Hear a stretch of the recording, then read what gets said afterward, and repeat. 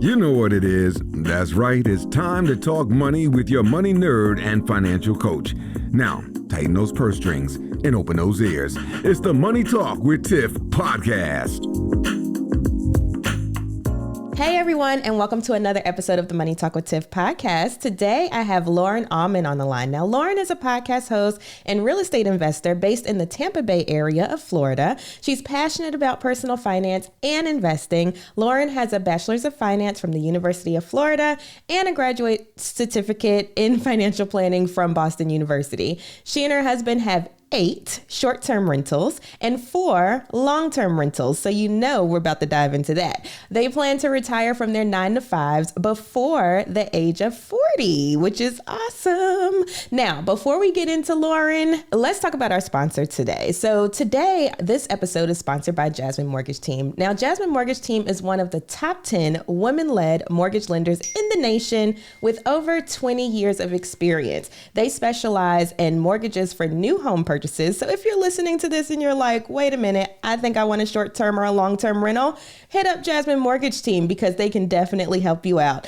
So you can find them at jasminemortgageteam.com. Again, that is jasminemortgageteam.com. Now, back to Lauren. Hey, Lauren. Welcome to the show. Thank you so much for having me. It's so fun to be on this side of it. Yes. I know. As podcast host, whenever I can be a guest, I'm like, yes. Pressure off. Yep. No. But I wanted to have you on because, as I said in your bio, you own real estate property and you have a combination of short-term rentals and long-term rentals, which I thought was very interesting. And especially now because everybody's trying to get into the short-term rental game. So just to give our audience just a little bit of background, what is a short-term rental? So a short-term rental is going to be a property that doesn't have a lease on it per se.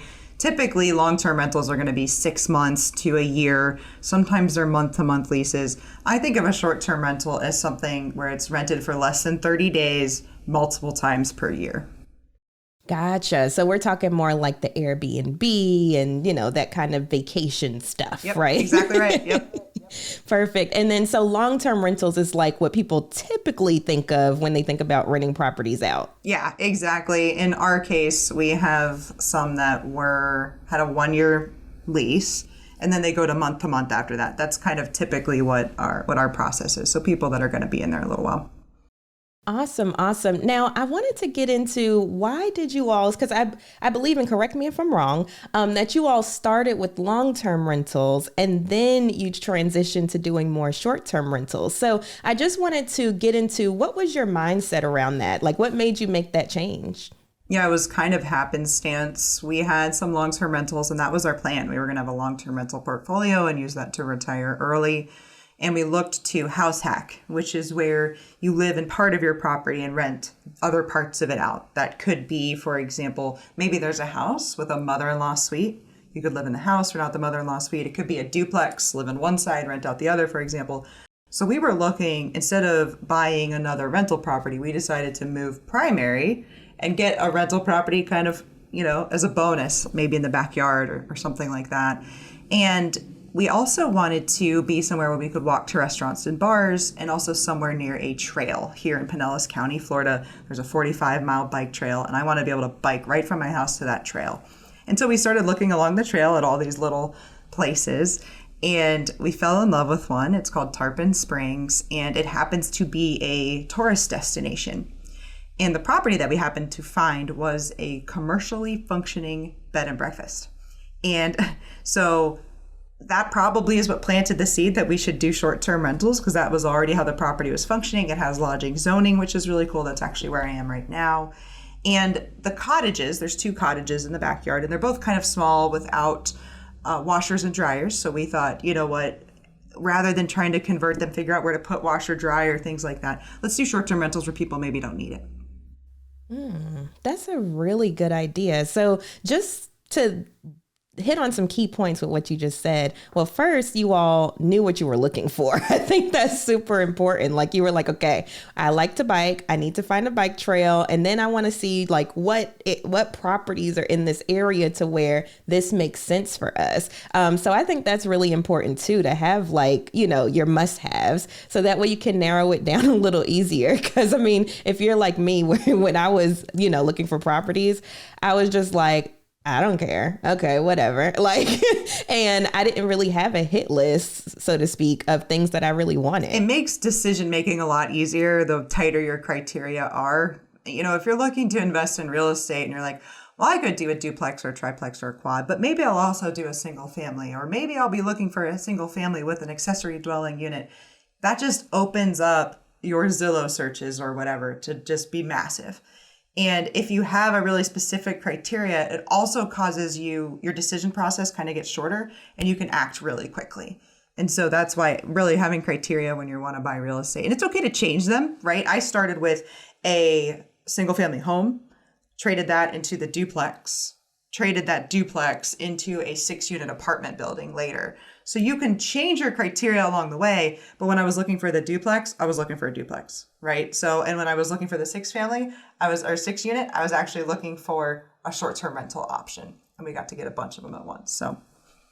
Yeah, that makes complete sense. And then you all like lucked up with the cabins in the back and the bed and breakfast. I'm like, this is perfect for a real estate investor. Yeah, exactly. It needed a lot of work. It had been in the market about 6 months. The price had gone down about $100,000 over that 6 months. And we happened to go under contract in March of 2020, right? When kind of everything was hitting the fan with COVID. And I think that also made her more willing to deal. So she actually came down $50,000 with us over the course of that time because she was shut down, wasn't making any money. It needed a ton of work. We did that work. We did a cash out refi, took that money, bought another short-term rental, and then not very long after that, traded that duplex that I already owned into the 6-unit. So those doors that we talked about, 8 short-term rentals, 4 long-term rentals. It's actually just 3 properties. Oh, nice. Very cool. More bang for your buck for sure. I love that strategy. So what are some pros of short-term rentals? Yeah, so long-term rentals are great. I like them. I kind of like right now having the diversity that we have, right? We have, you know, a good bit of long-term rentals still, and that's kind of going to be your steady income, you know, if you will. But for short-term rentals, you're much more incentivized to take care of the property and make it like truly beautiful, you know, paint the outside, redo the yard. We love redoing yards, and we have these like kind of beautiful Florida oasis backyards because we're not on the water, but we want to give people that Florida kind of beachy vibe. There's also guests kind of versus tenants. When you are, especially in our case where we're in Florida, we're in a vacation rental area, people are on vacation and they're just kind of happy, you know? And I kind of like dealing with happy people. Not that tenants aren't, but typically if you're talking to a tenant, it's because something's wrong. They're not like, hey, just wanted to check in and let you know I got a promotion or something, right? It's not like that. It's like, hey, the garbage people didn't come. Hey, my AC's not working. Hey, my heat's not working, right? So just because of that, typically guests who I'm interacting with, they're going to be very happy, and that just puts me in a good mood. I also just like showing people Florida. I really love my state too. So the other side of it is going to be like for owner use. So we actually do this kind of wacky thing where the bottom story of this house that I'm in, it's on Airbnb, VRBO, it's on our website, and people can book it. And then when it books, one of our other properties automatically blocks. And then we go, and that property's on the water. So we go over there and we spend like a week on the water at our other property nearby, right? And so we also kind of get to almost arbitrage a little bit. And it also helps us take care of our places, right? If we are staying in them, sometimes we go to the 6-unit as well. If we're staying in them, we're just going to see things through a different lens than if we didn't. Another cool thing about short-term rentals is they're being cleaned literally all the time. You know, there's not going to be a surprise. Sometimes with long-term tenants, you could go in and maybe the whole time they've been there, they haven't cleaned at all, right? Versus short-term rentals, my stuff's being cleaned multiple times a week the whole time. So that's kind of why I really like short-term rentals more than long-term rentals, if I'm being honest. But I do think in our case, both of them have a place in our portfolio. Yes, and it's all about diversification anyway. Like that sounds like an awesome mix. Now, that was my thing, like with the whole cleaning thing. I'm like, well, that's not too bad of a deal. I mean, you're able to say, you know what? This is being rented out. Let me go over to this nice, clean other house that we have. Exactly and right. I don't have to worry about anything. Exactly right. So when we leave here, it gets clean before we go. It gets clean when we get back. We walk into a clean place. We really do like it. It's a little weird at first because you've got to learn like how to lock everything up, and you kind of have to get into the flow of like grabbing your food. And we have this cooler that is bigger than you could possibly imagine. You could put a body in it probably, right, when we're moving back and forth. But it takes some getting used to, but it works for us, right? We both have 9-to-5 jobs, but we work completely remotely. We don't have kids, we don't have pets. So, only some people can live this way, but right now it's working for us. Gotcha. So speaking of the 9-to-5s, I'm going to switch gears a little bit. It sounds like you all are fire-minded. Definitely. Yes. Especially because you're saying, we're leaving our 9-to-5 before the age of 40. Like, how were you all able to figure that out? Just for our listeners, was it like, okay, once we get this amount of rental income, we can go ahead and walk away, or this amount of doors, or how did you figure that into the equation? Mm-hmm. So there's a couple of ways that you can think about retiring early. One is with stocks. A lot of people are like, I'm going to have a stock portfolio that's this size, and I can safely take 4% of it. So you take what are your monthly expenses, you are the yearly expenses, you multiply it by 25, and that's how much stocks you need. And that can be a pretty big number. So for example, let's say you want $100,000 a year, which is a pretty good living, especially if you have like no mortgage, right? But that means you need $2.5 million of stocks. That's kind of how the math works out. And so we do have stocks too. And we were thinking, but what if we did like half from real estate? If we want $100,000, what if we did half from real estate and half from stocks? Then we only need maybe 1.25 million in stocks. And we think that we would need less in real estate, especially with the short-term rentals, because the short-term rentals, you do make probably 2 to 2.5 times, I would say, as much as you make with long-term rentals on the net side. Now, it's a lot more work. It's literally a part-time job. I'm doing something for the short-term rentals every day versus the long-term rentals. It's like once a month, right? So it's a lot more work, but you do make more money. And so our goal was to have kind of $50,000 covered with rentals and then get another $50,000 covered with the stock market. As of right now, our yearly bills are actually about $40,000. It's pretty low. And our short-term rentals alone will net about $40,000 to $50,000. So technically, and then we have the long-term rentals on top of that, and then we have some stocks as well. So technically, we're financially independent, but we're sort of at this point working for lifestyle. My husband also is a part owner of his engineering firm. So he wants to take it to a certain point and then make an exit too. And he's a little younger than me. He's 29, so he'll work a little longer than I will. Yeah, but that's awesome. And it's good to hear, like, how do you figure these how you figure all of these numbers out, especially for the audience that maybe this is a new concept to them, like the whole fire movement, doing house fire, because I think that's what it's called. There's so many different fires out here.